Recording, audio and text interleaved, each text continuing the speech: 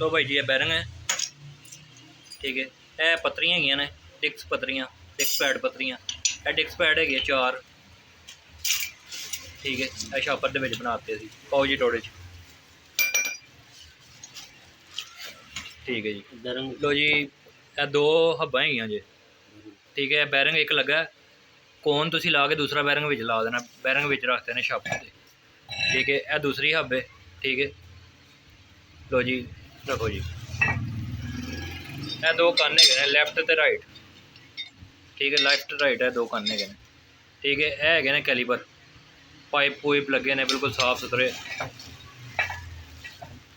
यह दूसरा कैलीपर है जी, 2 कैलीपर जी,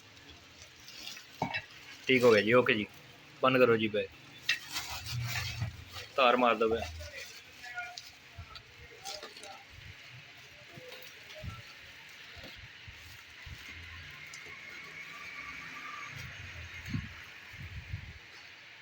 ठीक है, अल्लाह इस